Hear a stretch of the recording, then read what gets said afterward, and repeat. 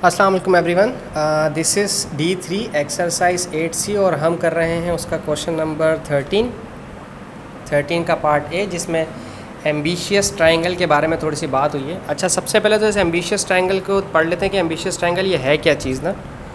देखें, अगर आपके पास कभी भी दो ट्रायंगल्स अवेलेबल हों या ट्रायंगल की इन्फॉर्मेशन आपके पास गिवन हो और आपसे कहा जाए कि बताएं आप इसमें से कितने ट्रायंगल्स बना सकते हैं और कितने नहीं, तो हम उसको कहते हैं कि हम इसमें एम्बिशियस ट्रायंगल ढूंढ रहे हैं। एम्बिशियस ट्रायंगल क्या है? जैसे लेट सपोज मैं आपको एक बात समझाता हूँ। मैंने आपको एक डिग्री दी हुई है, एक आपको इन्फॉर्मेशन दी हुई है, angle A B, triangle A B C में एंगल ए दिया हुआ 92 डिग्री। मैं इसको बना लेता हूँ पहले, ठीक है। अभी सिर्फ ऐसी रफली सी शेप बना रहा हूँ। 92 है तो डेफिनेटली एंगल ए जो है मेरा थोड़ा सा 90 डिग्री से बड़ा होगा, ठीक है। मैंने थोड़ा सा बड़ा बना दिया, मुझे नहीं समझ में आ रहा कि शेप किस तरह से बननी थी, ठीक है। लेकिन 92 डिग्री का मतलब है कि आपका एंगल 90 डिग्री से बड़ा होगा। ये आ गया एंगल ए। और ए के ऑपोजिट वाली साइड जो है वो है 8.5 सेंटीमीटर। मैं अगर इसको नाम देता हूँ एंगल बी का, तो बी के ऑपोजिट अभी मुझे एंगल बी निकालना पड़ेगा, और बी के ऑपोजिट वाली साइड जो है वो 7.5, ठीक है। सी और उसके एंगल और उसके ऑपोजिट साइड के बारे में हम बाद में बात करेंगे। साइड को तो हम देखेंगे नहीं, हमें सिर्फ एंगल का डिस्कस करना है। अगर हमारा एंगल निकल आता है तो हमारे बाकी सारे काम भी पूरे हो जाएंगे। एम्बिशियस ट्रायंगल ये होता है कि अगर आपके पास एक एंगल इन्फॉर्मेशन में दे दिया है तो बाकी एंगल बी और एंगल सी निकालें, और क्या एक ही गिवन इन्फॉर्मेशन से आप दो ट्रायंगल बना सकते हैं या नहीं, तो वो एम्बिशियस और नॉन एम्बिशियस होगा। अगर एक ही इन्फॉर्मेशन से आप दो मुख्तलिफ ट्रायंगल बनाते हैं तो एम्बिशियस ट्रायंगल, और अगर दूसरी तरीके से आप बनाने की कोशिश करें, लाइक एंगल बी को एंगल सी की जगह रखें, एंगल सी को एंगल बी की जगह रखें, और वो पॉसिबल ना हो, तो वो नॉन एम्बिशियस होता है, नॉट एन एम्बिशियस। मैं चलता हूँ इस सवाल को लेकर, फिर देखते हैं कि मैं किस हद तक कामयाब हुआ हूँ आपको समझाने में। अभी मेरे पास मुझे निकालना है, लेट सपोज कि मुझे सबसे पहले एंगल सी निकालना है। मैं पहले एंगल सी निकाल लेता हूँ या एंगल बी निकाल लेता हूँ, व्हाटएवर जो भी है। एंगल ए और बी दिया हुआ है, ठीक है। मुझे ए और बी साइड दी हुई है, तो हम इसी को लेकर चलेंगे। सबसे पहले एंगल बी निकालते हैं हम, ठीक है। ये दोनों चीज़ें दी हुई हैं, एंगल बी और उसका एंगल बी की अपोजिट साइड दी हुई है, हम उसी को लेकर चलते हैं, ठीक है। ए अपॉन साइन ए और बी अपॉन साइन बी का इस्तेमाल करूँगा मैं यहाँ पर। A upon sine A equals to B upon sine B, ठीक है। इस फार्मूले का हम इस्तेमाल करेंगे। अच्छा जी, अब हमारे पास ए की वैल्यू क्या थी सवाल में? अगर हम ए की वैल्यू देखें, ए की वैल्यू जो ए के अपोजिट दी हुई है 8.5, तो हम यहाँ लिख देते हैं 8.5। और एंगल ए जो ऑलरेडी गिवन है which is 92 degree, sine 92 degree मैंने लिख दिया, ठीक है। बी के ऑपोजिट वाली साइड है 7.5, मैंने यहाँ लिखा 7.5, और साइन बी एंगल अभी मुझे मालूम करना है। ट्रांसपोजिशन कर लेते हैं, जो बेटर ट्रांसपोजिशन आपको लगे वो करें, सही है। साइन 92 डिवाइड करा, यहाँ आएगा तो मल्टीप्लाई करेगा, साइन 92 डिग्री मल्टीप्लाई बाय 7.5। मुझे 7.5 पहले लिखना चाहिए था, फिर साइन 92 लिखता। 8.5 मल्टीप्लाई कर रहा है, यहाँ आकर करेगा डिवाइड, और साइन बी यहाँ पर चला जाएगा एज इट इज़ ऊपर, ठीक है। अब अपने कैलकुलेटर का इस्तेमाल करें। कैलकुलेटर में आपके पास है 7.5 लिखें, 7.5 मल्टीप्लाई बाय ना भी लिखें, सिर्फ सिंपल साइन दबाएं। साइन 92 था, आप भी साइन 92 दबाएं, प्रेस करें, डिवाइडेड बाय आपके पास है 8.5, दिस इज़ 8.5। यह आ गया 0.88, ठीक है। आपने यहाँ लिख दिया 0.88, ये आ गया मेरा 0.88। 1 ले लूँ, 2 ले लेते हैं, ठीक है। This is sine B. अभी साइन वहाँ जाएगा तो इन्वर्स हो जाएगा, साइन इन्वर्स 0.882, ठीक है। मैं शिफ्ट दबा के साइन दबाया, दिस इज़ 61.82, 61.882, ये हमारा आंसर आ गया, ठीक है। अच्छा जी, अब आपने करना क्या है, सिंपल।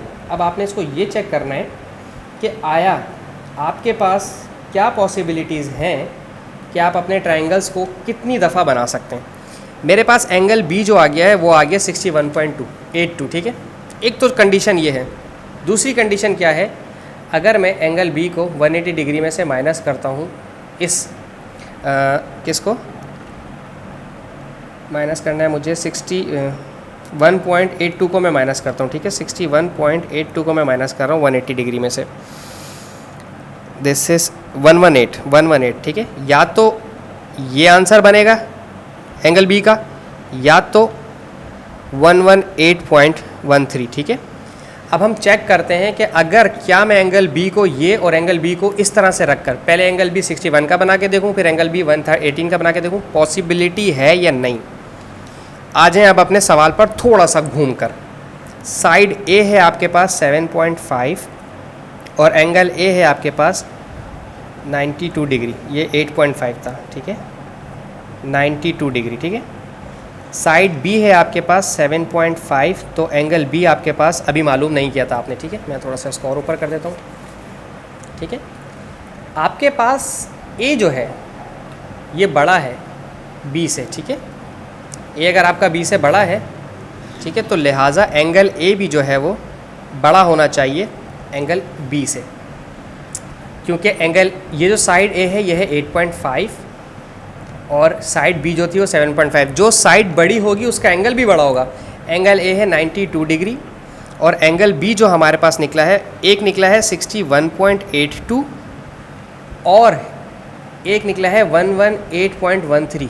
तो देखो ये तो चीज़ सही है, 61.82 92 से बड़ा है, दैट्स एक्सेप्टेबल, बट 118.13 92 से नहीं भाई, 92 बड़ा नहीं हो सकता। यहाँ 92 61.82 से बड़ा है, ये एक्सेप्टेबल बात है कि भाई 92 बड़ा है 61.82 से, लेकिन यहाँ पर क्या 92 118.3 से बड़ा है? नहीं, ये बात एक्सेप्टेबल नहीं है। तो ट्राइंगल तो एग्जिस्ट करता है,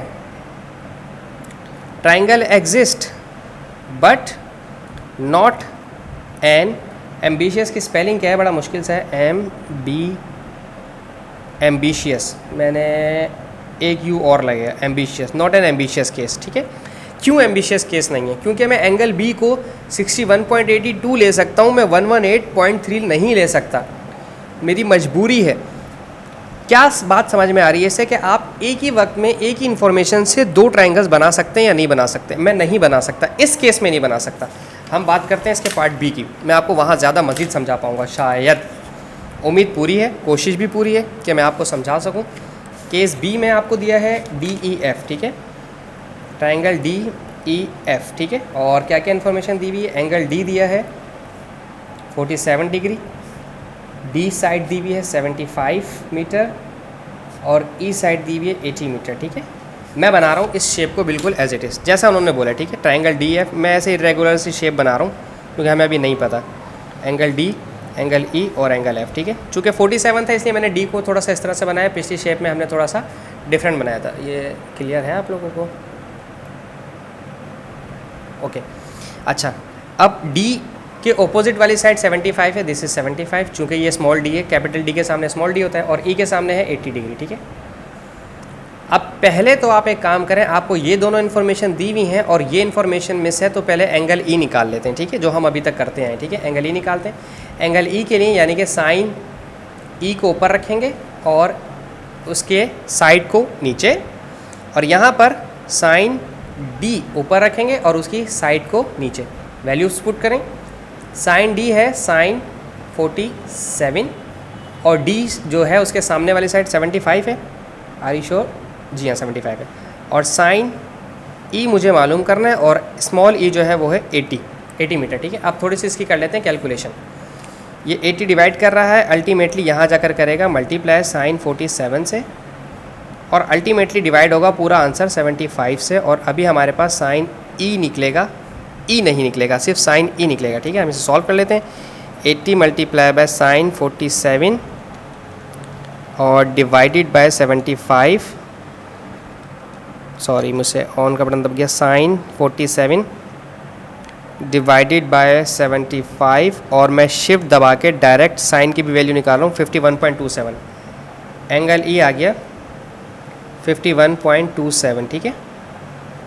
या तो एंगल ई ये है, ठीक है, या तो और एंगल ई 180 डिग्री में से ये 51.27 माइनस करके चेक करें। 180 डिग्री में से इसको माइनस कर दें तो ये 128 भी हो सकता है। अब ये 128 में ले सकता हूँ या नहीं ये चेक कर लेते हैं, ठीक है। अब इन्फॉर्मेशन जो ऊपर लिखी थी हम उस इन्फॉर्मेशन को दोबारा से कॉपी डाउन करेंगे। मेरे पास डी था 75 और एंगल डी था 47, ठीक है। मेरे पास ई साइड थी 80 और एंगल ई मुझे मालूम करना था, ठीक है। देखें डी जो है वो लेस देन है ई से, क्योंकि डी जो है वो 75 मीटर है और ई जो है वो 80 मीटर है, तो 75 छोटा है ई से, 75 छोटा है 80 से, समझ आती है बात। हमारा जो एंगल आया है तो लिहाजा अगर डी छोटा है साइड ई से तो एंगल डी भी छोटा होना चाहिए एंगल ई से। तो ये आ गया 47 डिग्री। तो क्या मैं पहले 51.2 रख के चेक करता हूँ, 51.27 रखा, बिल्कुल 47 छोटा है 51 से। अब दोबारा जो हमने एक और दफ़ा 47, क्या 47 छोटा है 128.72 से? बिल्कुल 47 128 से भी छोटा है। तो इसका मतलब ये है कि ये it is an ambitious case.